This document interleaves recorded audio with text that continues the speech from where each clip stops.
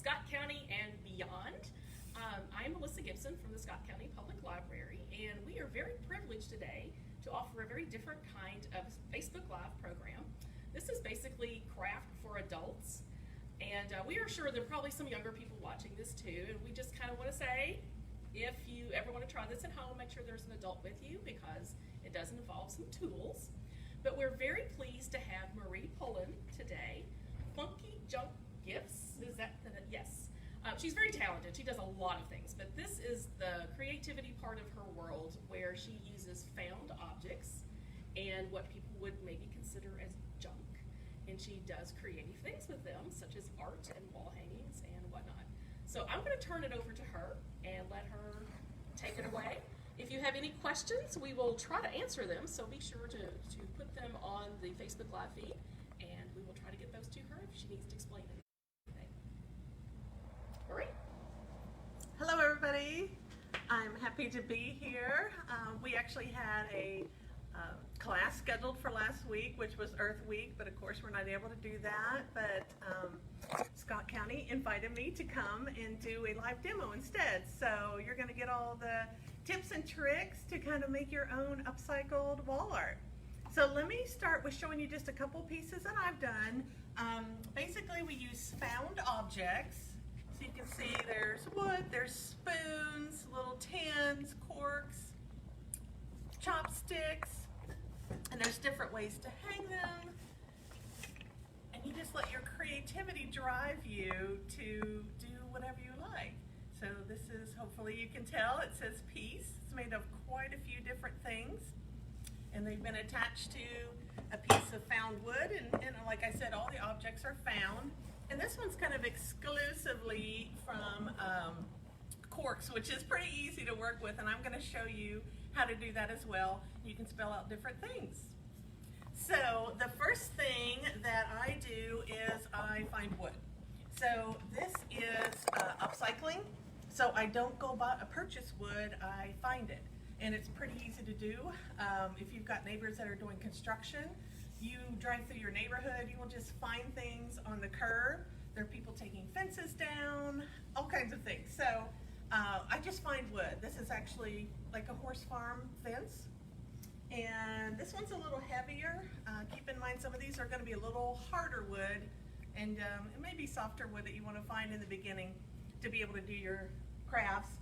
This actually came from a fence, like a backyard fence. So this was just extra scrap wood from that. You can see that's a thinner and a little bit lighter wood. So depending on what you want to do. This is just your typical construction wood that you can use, and I've actually painted on that one a little bit, and I'll show you how to do that. And then there's just some smaller ones. This is actually, I had a friend slice this for me. This would be fencing, a fence post. So you can see it's nice and big, and look at that beautiful grain on it. It's also very fun to work with. So I think first thing I'll do is tell you what kind of things you need. Gloves are nice. Just remember that you're going to be working with dirty. Expect to make a mess, so you may want to do it outside, or at the very least put down newspaper or something like that. You may want some gloves because you're going to be dealing with some rust, maybe some sharp things, and safety glasses. The only reason I'm not wearing these today is because I'm not actually making a piece for you guys, but it's always good to wear the safety glasses because little pieces will fly off of this and you don't want them in your eye. And if you are doing your own cutting, then you will want a mask. These are pretty, I think everybody has these right now, so that's a good thing. So that's just the kind of safety equipment you want. If you're hammering inside in a smaller room, you may even want some ear protection because it gets super loud. But I'm not going to be doing that today because you guys wouldn't even be able to hear me. So once you, well, let me tell you what kind of junk you can use. So anything. This is basically saving things from the landfill. I get a few things at yard sales. A lot of times I'll get my silverware at the yard sale and I'll pay like a quarter for it or something like that. This is actually a piano key. Someone was throwing out their piano and I kind of took that apart. Other wooden utensils is really nice to use. Horseshoes are awesome. So we're in the right place to find horseshoes, right? If any of you all have friends or neighbors that have horses. A lot of times they're just tossing these horseshoes, and these are excellent. This is an old ball jar lid that's rusted. I will admittedly tell you, and I told Melissa, that I drive through neighborhoods and I have screwdrivers in my car, and when someone's throwing out a piece of furniture, I'm taking the hardware off of it. So these are really cool to use with your art too, and you can do a number of things with these. Bottle caps, you can use those all day long, easy to come by. These are old faucet knobs for outdoor faucets, which I think are really cool. So those are fun.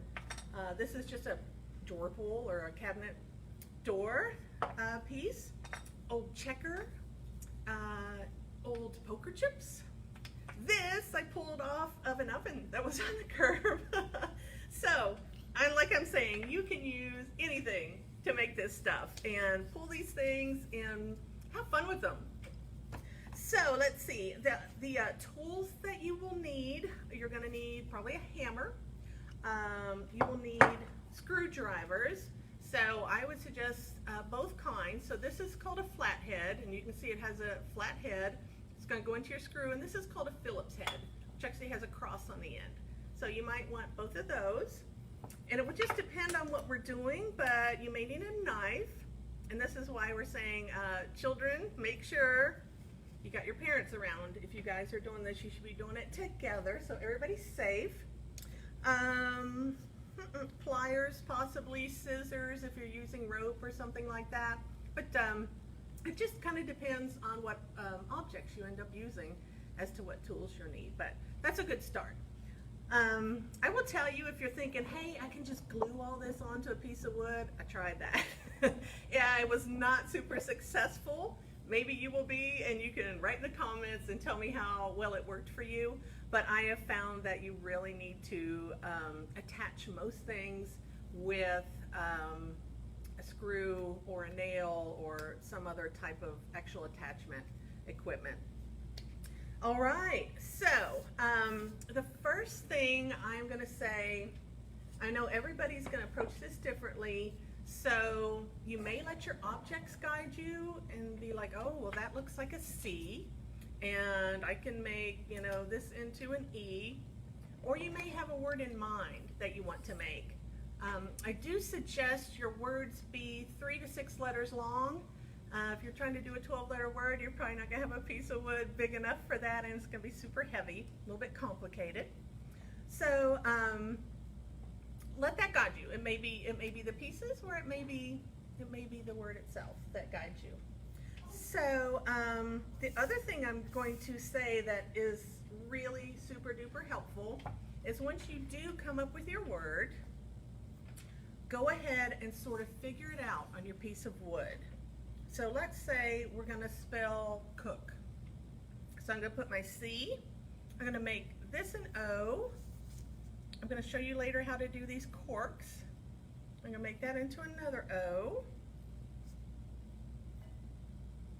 And then a K, we will make, who knows, whatever we want.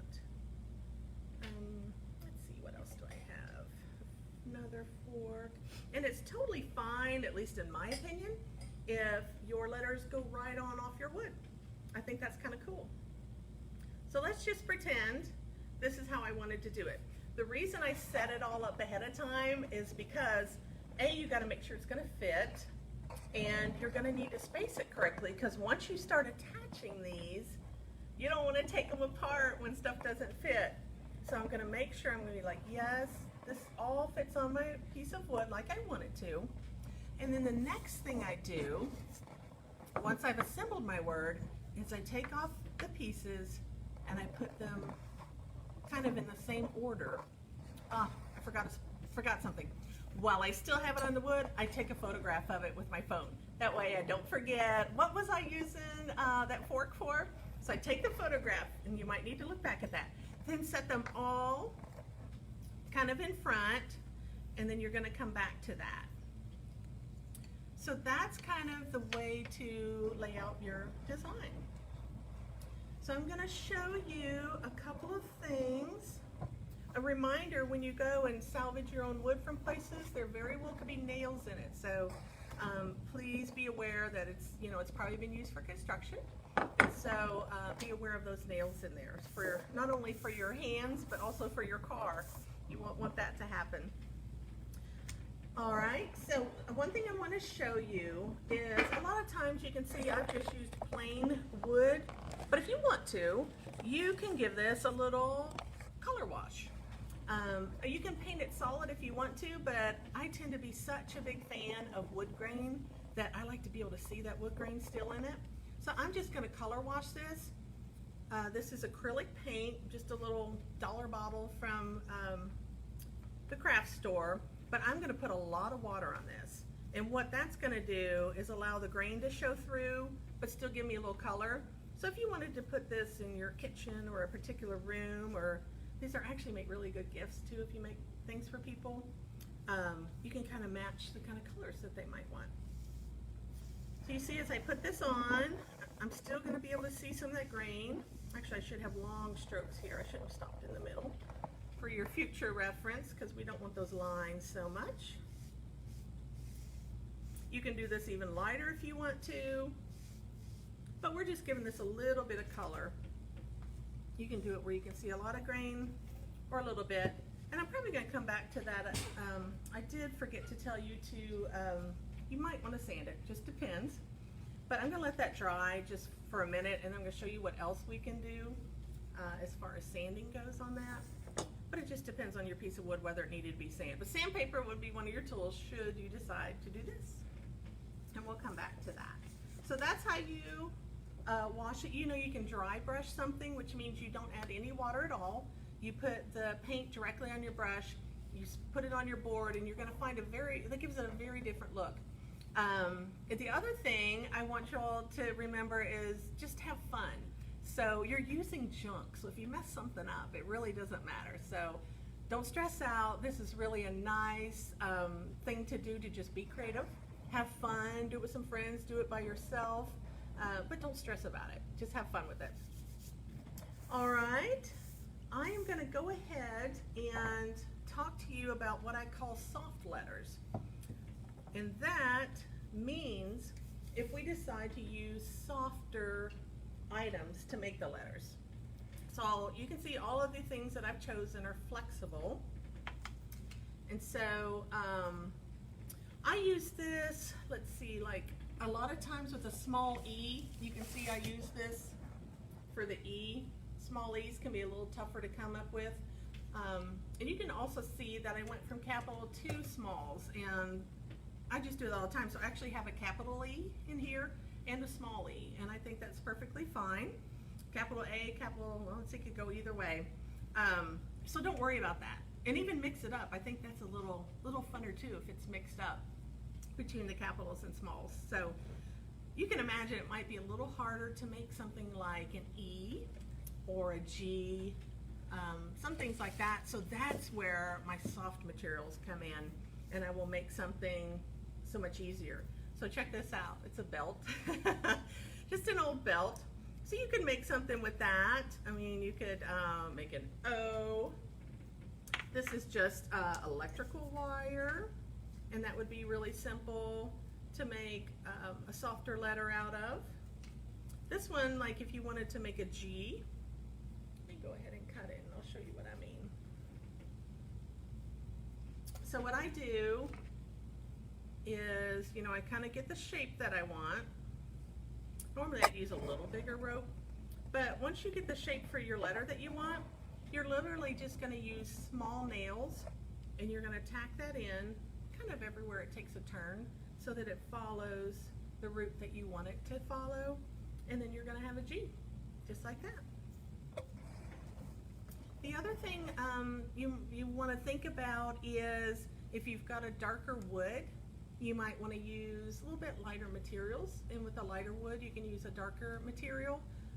Sometimes when you have these found objects, you know, they tend to be a little rusty or something, so if they don't stand out enough on your piece of wood, find something different to use, because if you hang this on your wall, you're going to want to be able to read it from 5-10 feet away. So just keep your contrast of hues and colors in mind. So this is also good, like if you were going to make, I usually don't do script, like ever, that gets a little more complicated and it's harder to read. So I typically don't do script unless I was doing like an all rope, like I've written love with a rope. But typically I stick with just upper and lower case letters. And you know, even a house number. This would be a fun way to do a house number, and you could put it on your house. And of course you're going to end up with a rustic piece of art at the end, so it goes fabulously in a cabin, in a lake house, or if you've even got kind of a rustic interior for your house. So this is what I'm calling soft letters. And then the other letters are going to be what you use solid objects for, which example, the cook that I used. So those, some of them you get really lucky, this just looks like a C or a U. Doesn't always happen that way. But for example, in that piece, I used the horseshoe plus I used a little branch on that. So you can also use those in conjunction to make things. All right, so I kind of already showed you how to do the hard letters. And so now I'm going to tell you, one thing to keep in mind is the depth of your board, meaning how thick it is. So if you were to use this little skinny board, you're not going to be able to use nails this long on it. But, you know, this one you could obviously use a little bit bigger nail. And the way you tell that, if you want to make sure everything's going to fit and not go through, is to kind of put it against the end of your board to find out. So I've got this drawer pull and I've got the screw all the way in it. If I were to use it on this board, you can see it's going to go out beyond the bottom of the board. So that's kind of a little bit too big for this size of board. But it would be just fine on this one, because by the time you put that on top, you can see that's only coming part of the way through my board. So that's kind of how to tell, given your board depth, what items you want to use, what nails you want to use, and screws and that sort of thing. So it's just something to keep in mind. The other thing you definitely want when you start hammering and that sort of thing, give yourself a board base.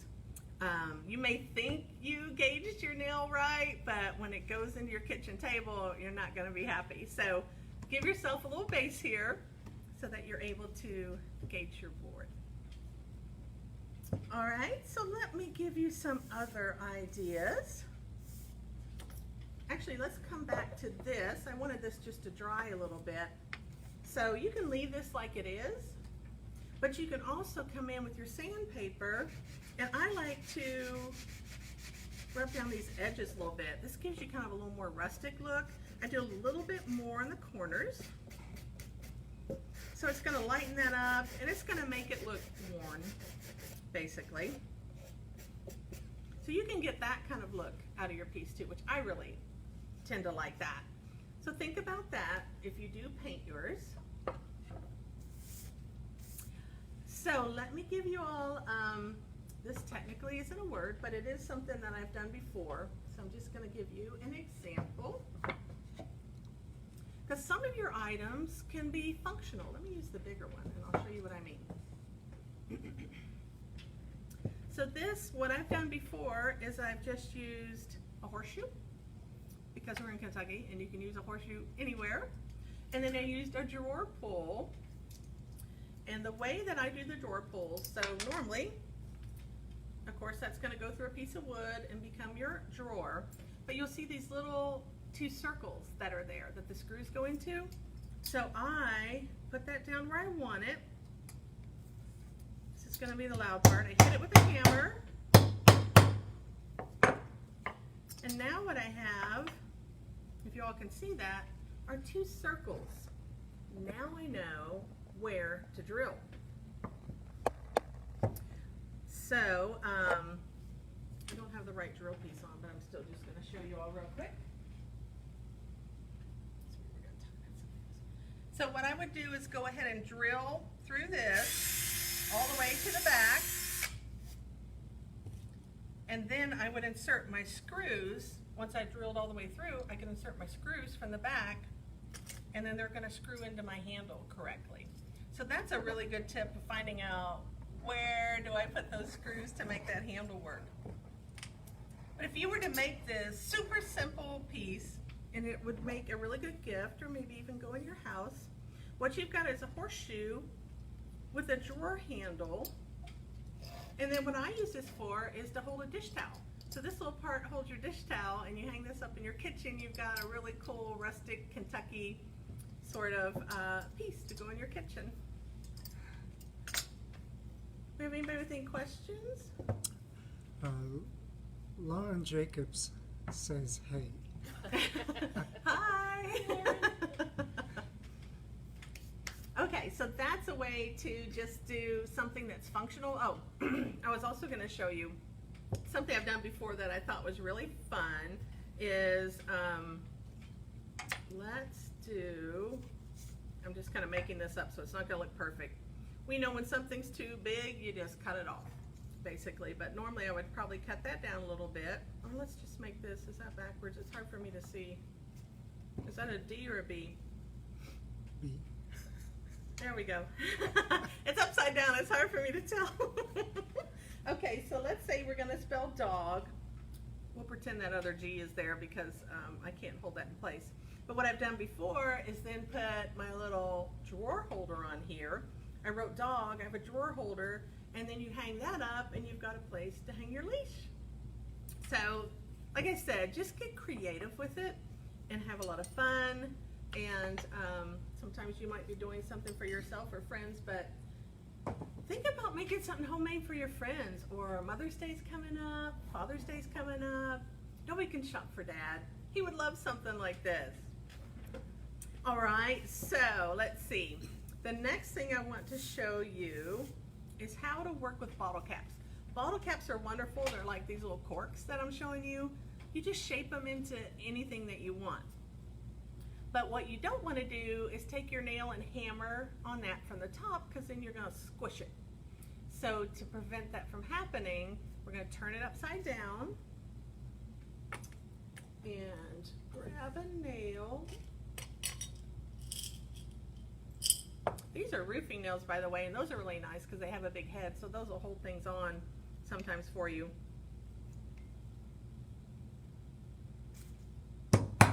Give that a couple whacks. Another reason you need a board to work with. And now you've got a hole that you can put your nail through the front, and you're not crushing your bottle cap to put your letters on. These bottle caps will make super cute things. You know, you can keep your colors the same if you want. You can use all kinds of fun things. The nice thing about using the bottle caps or the corks is maybe it's something that was meaningful to you or someone you know. See, like that would be like a small eye. That could be part of your piece. And think about meaningful things. Actually, when I told you I was going through a neighborhood, and one of the first places I got wood, they were working on a house in my neighborhood and had a big dumpster up front with all this beautiful wood in it, and pieces that were partially painted white and that sort of thing. So I asked them if I could have some, and they were fine with that. And it turned out that it was a new couple that was married and was moving into that house, and the house actually belonged to the wife's father. So he had since passed, and they were making that same neighborhood house where she grew up, you know, their new home. So I ended up making a couple pieces from the wood that they had taken out of that house, and I wrote love and that sort of thing on it. Well, they saw those online, and the husband ended up buying, I think, 3 pieces because they were so meaningful to them. That wood had come out of that house, and it's where their parents lived or her parents lived. So things like that. You know, if you're redoing your house and you've been there for a really long time, or there's just something meaningful, but it really, you know, maybe doesn't fit the design of your entire house anymore, think about keeping some of those pieces and making artwork like this, and keeping that in your house. That makes it a lot nicer. Will Walker says, hey. Hi, Will. Will is a very good carpenter himself, so. In fact, Will has given me some pieces. That's the other thing. As soon as you tell your friends that you're working with junk, you will have more junk than you can ever know what to do with. Everybody's going to give you all their stuff, so you may even not even have to look for it anymore. But it's always fun to look for too, because especially if you go out walking and seeing things, it's really fun to find pieces like that. I mean, pieces like this, I found. I don't know if they came out of a car or something, but those are fun to work with. And even things like this, like I mentioned, this came off of an oven that was being thrown away on the curb. So, you know, if you have to get rid of your old oven, you can still have these pieces, and you can attach that from the back. I've done that before, and I was still able to turn it, so that was pretty cool. All right, let's see what else I wanted to talk to you guys about. I wanted to tell you all about drilling pilot holes. So we kind of touched on that with the bottle caps, but pilot holes are done so that you don't destroy the piece that you're working with by hammering on it. So a lot of times, like wood, if I were to drive a nail into this, I could split that pretty easily. Sometimes even the corks, I will drill a pilot hole in if it's hard to hold on to or something. So let me show you what we do with that. Typically with a pilot hole, you pick out the nail or screw that you want to use, and then you go just a little bit smaller on your drill. So I'm going to go ahead and show you how to do this. I just picked the spot. Actually, I'm going to do it on this one because this one's more likely to be used. So if I was going to drill a pilot hole, it's going to be a little harder to do it here, a little easier to do it up here. So you just kind of pick where you want it. Give that a nice little drill hole.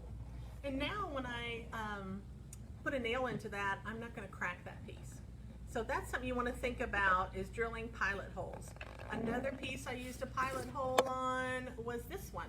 This is like an old Jello mold, which is so cool, I think, to use. But I actually did mess one of them up by just trying to put a nail in the top of it, and it kind of crushed it.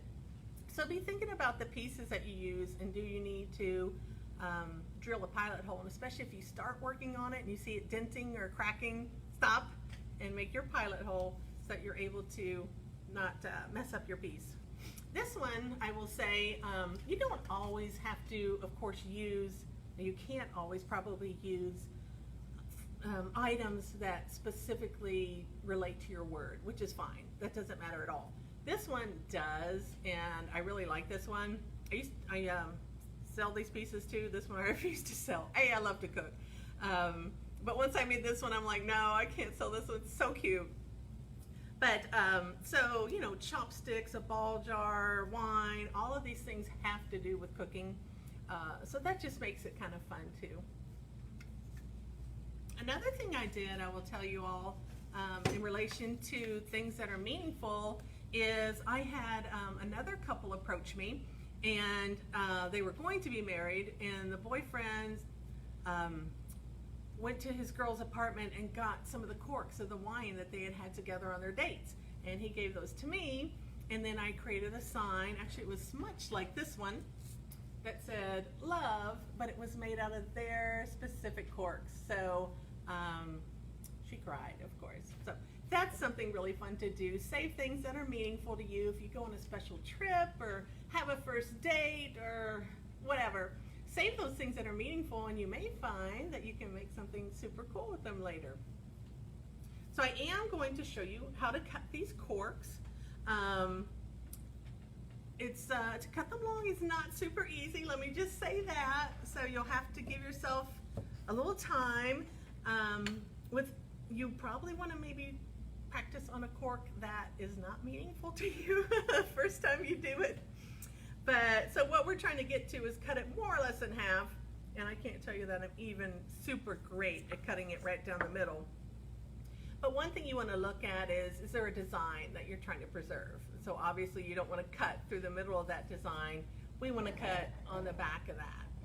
Now, not every cork these days is made out of cork. I tend to really like to use just the real cork, and someday those might not be around, so it's a good time to save them and preserve them in art. So let me show you how I do this. So I hold it. I've tried using pliers. I've even tried using a vice grip, but I still push the cork out. This is something you need to be pretty careful with when you're dealing with this. This is not something for the kids to do. So I'm going to preserve the print there that I want, and I am going to attempt to cut down the middle of this. And in the beginning, I saw back and forth. And then when I get a little further down, I tend to find it easier to just pull it towards me. Got to keep those fingers out of the way. And I'm doing a little bit of an angle, which wasn't quite correct. Sometimes I only get to use half of these, but usually you can use both. So now I'm just pulling across, and you can see that I use a serrated knife. I find that to be a little easier, just has the teeth to kind of cut through the cork. If you find your cork is breaking up, it's just too dry and it's gotten old, so you may struggle to use a cork like that.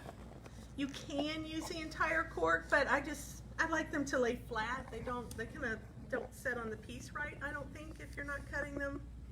So, not the most beautiful job, but it's done. So this is where you're going to start using these, and I even sometimes fill in a little bit depending on what the words are. So you can also cut them this way if you needed to kind of fill in. Normally you would want these to be the same width, but this is television, it can't all be perfect. So you're going to be able to spell things like that. So as you can see, we did the capital E that way, and with the V's are a little harder. Again, another reason you want to lay everything out, like I said in the beginning, so you know everything's going to fit and everything's going to work out okay. The nice thing about corks is you just tweak the sizes a little bit. So you can do that. The other thing I really like to do with corks is if you have ones that have red on the end, which I did, but you can see here, I kind of put in a couple that had red wine in them. That just adds a little tiny pop of color. So with corks, like I said, corks are super duper versatile. So you can write love, you can write wine, you can write your name, you can do whatever you want with those. So I really love working with corks. I told you it was messy. So I'm going to talk a little bit about how you can hang your pieces. I may end up making a piece for you here, I think. I needed to let that dry a little bit more. That's still a little bit wet, but you didn't get the full effect on my sanding with that. Oh, before we go to that, let's go to something else. So if you find little scrap pieces of wood, what these are really fun for is, especially in a kid's room, you can spell out just one letter at a time on these different pieces, and then you can stagger them when you hang them, or however you like to do it. And if you're into painting, you can also paint on these. Sometimes what I've done is taken like a cookie cutter, and I like to do the Kentucky at a diagonal. I don't know why, I guess it's just kind of the way it fits. But you could always, I've got a pencil around here, you could trace this. If you don't have the cookie cutter, that's no big deal. I have, looked up things online. If you think of something that you want to do a very basic outline of, like this, I Google, like I would say, Kentucky State sketch, and then it would be easier to get kind of that outline, whereas, the other ones might have all the rivers and everything. And then you just take a piece of paper, put it right up on your screen, and trace it from the screen. So you make it whatever size you want on your screen, take a piece of paper and trace that, then you can cut that piece of paper out and have it fit. And if you need to tweak it, you just do it again. So this would be kind of cool to have a Kentucky, and you could paint that, you could add designs to it. A lot of times when I paint Kentucky, I put roses in it because that's kind of derby, and this is Derby week. So that may be a little hard to see. I could have written it darker. But that's something you can do, is add, and sometimes you can do both painting and your pieces. So maybe that's a little easier to see now. So this one you'd actually kind of hang in a diagonal. But I love the idea of doing these for like a kid's room and doing you know, their names, whether you painted them or you used the pieces. And then maybe a little Kentucky at the end. You could write out Kentucky girl or Kentucky boy and have the little Kentucky at the end. That would be a really cute thing to do. And man, that would make an awesome baby shower gift. And like I said, these were cut from a post. I had a friend cut these. So if you ever see a nice piece of wood, find a friend who's a woodworker. So they cut these for me, sanded them all down. I do cut some of my own things, but they had much better machinery than me, so they were kind enough to do that for me. And if you paint this really lightly, you're gonna see these beautiful grains still come through. Of course, another thing you can do is polyurethane them, you can stain them. And a lot of these things can be outside. I mean, they're rusted anyway, so you can hang these out on your back porch or on your garage or that sort of thing. You have any questions yet? Or just hellos? Just hellos. All right, so let me talk to you about hanging your items. So there's different ways to hang them. You can just use the simple hook. A lot of those have little nails. I kind of advise against those. There are ones, and I'm sorry I don't have an example for you, but there are ones that just have teeth, and then the actual hook is, the nail is part of the hook. You nail those in, super easy to do. The rule of thumb for putting something like that on, or like a wire, like you would do for a picture, if you've got the picture wire, you can totally use that. You can use found wire, which you know, my whole goal for this is that you guys don't have to go out and buy anything, hopefully.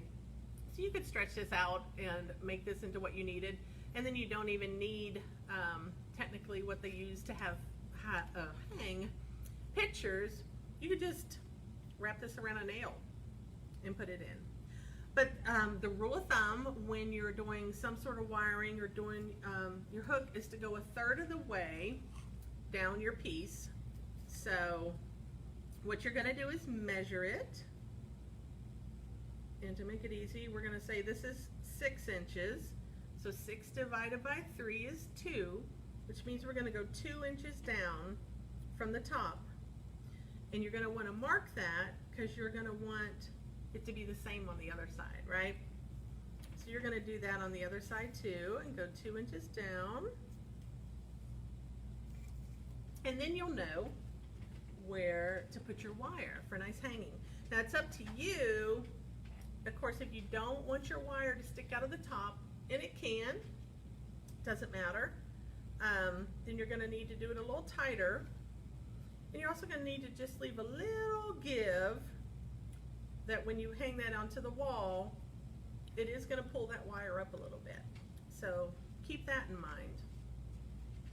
Keep also in mind that, you know, there's heavier wood, and keep in mind what you're putting your piece of work into, that it's not too heavy for it. So the thing that's good about working with junk is anything you can find, if you can come up with something to do with it, you can use it. So I actually use this as a hanger as well. And the way that I do that is, I'm going to say this is the front side of the piece. I would come back here and put that right down to where that hinge is. I would attach it from the back. You want to measure that first, make sure you got it in the middle. And then once you have that attached, this or that or both can be your holes to hang that up on the wall. So it's a really cool way. And look, it almost stores away. It was actually going the wrong way, so that's not possible. This is one of my favorite ways to hang things. So basically you just come up with something that it needs to, normally, I usually have it smaller than the wood, but technically now I think about it, it doesn't even have to be. You could have like a branch kind of curved a little bit if you wanted to. But what you're going to do here is, I got lucky enough this had 2 holes in it. You're probably not going to get that lucky. So you're going to drill your holes. This, I just used a little piece of rope. And these, I'm positive there's a correct word for these, but I call these big staples. So these you will find typically in your kind of the electrical section, and they're meant to kind of, if you've got some wires that you hold them against the wall. But these big staples are fantastic for getting bigger pieces, let's say like this. Like, how am I going to put a nail through that? Pretty impossible. But if you have this little big staple, then that is how you're going to attach that to your piece. So you just need to decide on where you want to put it and then attach that. Now these typically, I have found, you want to hit the hammer on either side of it, not the middle, because they will collapse a little bit. So hit those on basically the part that's going into the board. So I hope you guys are developing and getting creative and getting inspired to think of some things that either you have around your house, things you have in your basement, that you can use to create your own projects. So I'm going to go ahead and show you here. Again, I use those big staples, and I measured this in. So I measured an equidistance from the outside, equidistance from the outside. Otherwise, you're going to have a crooked hanging piece of work. This is just a branch I found and cut it off.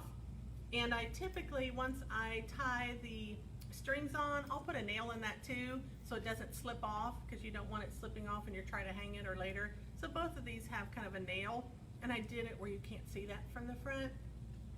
I like these pieces of wood with a lichen on them because they've got so much more personality. So I like interesting looking things. And if you all, like I said, yard sales, wonderful places to find pieces for super duper cheap. Still recommend going in around your own home, going in your yard to find pieces like this. But look at this. This is a super old key. This has a skeleton key hole in it. So things like this are really special when you find them.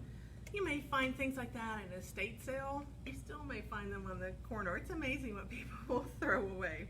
Just make sure it's on the curb before you get it. And these are chopsticks, which I really love having used those. And you saw those on my cook sign as well. So those are really simple to use. Now the horseshoes, this one I actually used the particular nails that came with the horseshoes. And so if you don't know a friend who has horses or whatever, another place where you might find horseshoes is maybe at an antique store. And there's a couple stores in town, like Feather Your Nest, over on Leestown. They'll just have so many different fun things. So that's a great place to find things like that. But like I said, estate sales, you might find these older things. I've used really old doorknobs that were super cool, that were, one of them was kind of a cut glass, and another one was marble. So it was really, really nice.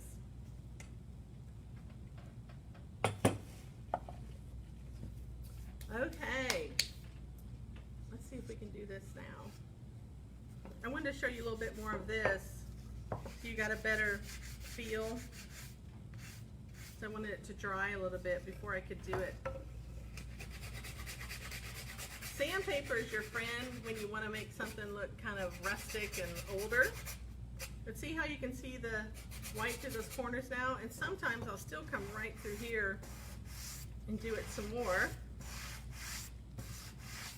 Just let it release a little bit of that grain that you are able to see in that.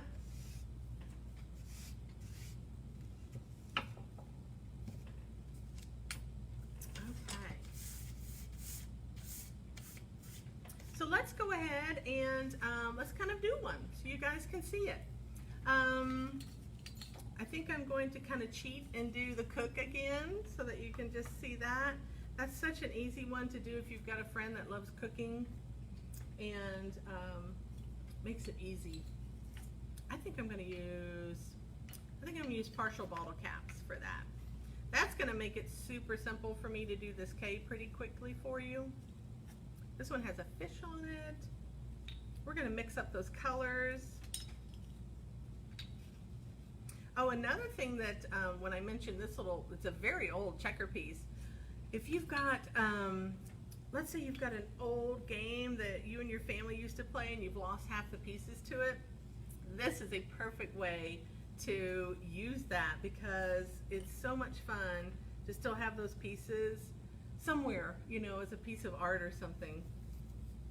So, for any of y'all that missed the beginning, I said lay it out first. We're going to kind of small on this one though. This is a little tight. I probably wouldn't do it this way. It's a little tight. Oh, I didn't show you the other way to cut corks, but it's almost self-explanatory. I showed you the long way, and then this is super simple. The only thing you want to take care with this is to try to cut them basically the same width so that when they lay down, they will be the same. So see, that was easy.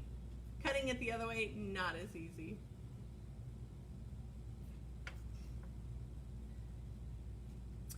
So this is a good example of how not to do it. These are pretty too close together. So I would take something bigger then. I think this piece is pretty hard though. So I'm going to swap out. And like I said, it's just a process, so you're going to learn along the way, and you might change it up a little bit, and that is no problem at all. The other thing I do, I'm going to give you an example of that. Some things are harder to attach than others. So sometimes what I do, oh, this is a good example, is I will put a nail in it and then bend the actual nail so that I can hold the piece on. I will do that, I could even do that from the outside and bend it in, because this one, of course, would be a little harder to nail through. So that's how I would do something like that, and I've run into that quite a few times, where something is pretty hard to get fixed onto there. Let's say, even like this, let's pretend I couldn't drill through this, or if I was using that fork that I couldn't drill through, I would put a nail on this side, not this big obviously, a nail on the other side, nail those in just a little bit, and bend my nails opposite over that piece, if that makes sense to you. So then that's not going to go anywhere. So you can see how, you know, even a 4-letter word was too big for this piece. So that's just something you'll find out as you do it. The other thing you want to kind of think of in advance before you start attaching your letters is, what am I going to do up here to finish this off and make it hang? Because like something like this could be a little bit in the way of it. So just kind of be thinking in your mind, how am I gonna attach that to the wall? So this will be just a little quick review. The horseshoe is going to be pretty super easy to put on because it has holes in it.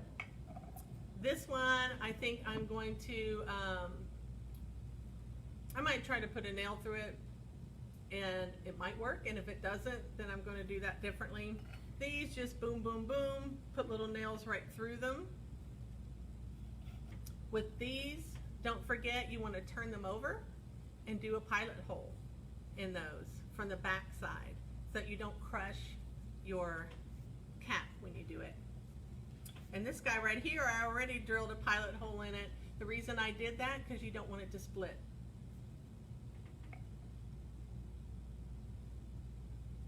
All right, I'll do a few of these for you. This is what I was talking about. This is another way to attach that if you wanted to, but because I could put a hole in this, I did. I tend to like that better than putting these on. But these will be your friend when you start running into things that you can't put holes into. Like this guy. Oh, this guy's always fun to use. You could use him as part of your wine signs. I like things that move even after I've attached them, so this is kind of fun. So how would I use this one? I would probably use my big staple and put it right there on the neck of it. And that might need two, so you might want to do another one down here, you know, just so it's not moving around. But look how, that would make a great tee. That would make a really fun tee. Let me just show you a few more pieces that you could use for different things. These I like to use for like an eye, like the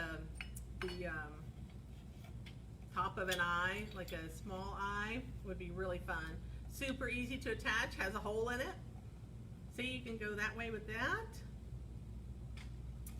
Forks are always fun. The silverware, when, of course, it's not, when it's junk silverware, you can bend it into different shapes.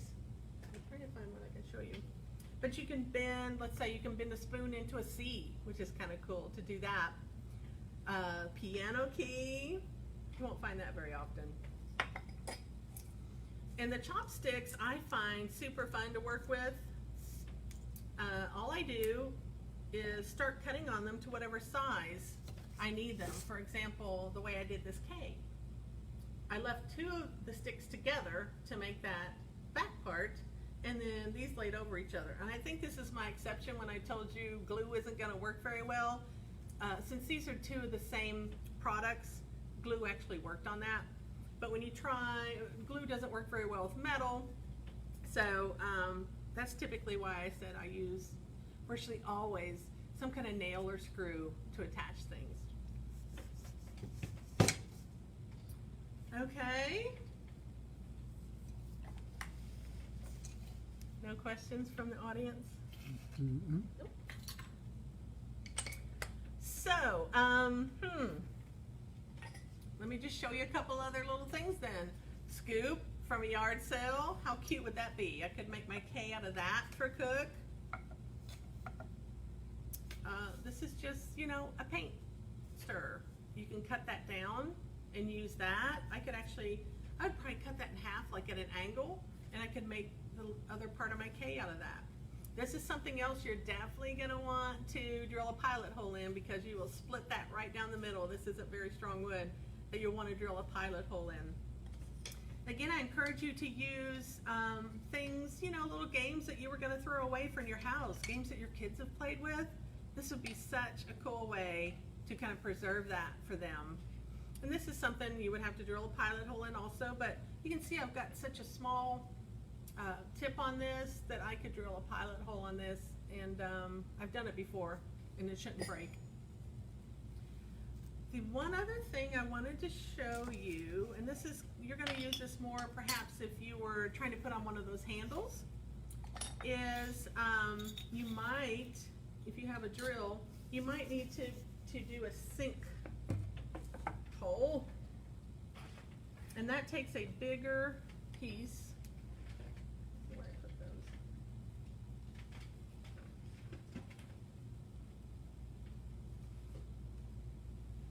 So this is what you're going to need. For example, if let's say I so wanted to use this on this piece of wood, well, I can't, because I can't get to that screw. If I drilled basically a sinkhole from the back, I could. So I could go ahead and know where I wanted this, drill a hole straight down through the back, and then I could sink something into here. So I'm going to try to show you how to do that.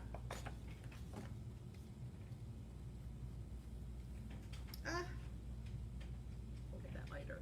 Okay. So the sink is a great way to be able to use a deeper wood, to be able to do other things that you wouldn't necessarily be able to do otherwise.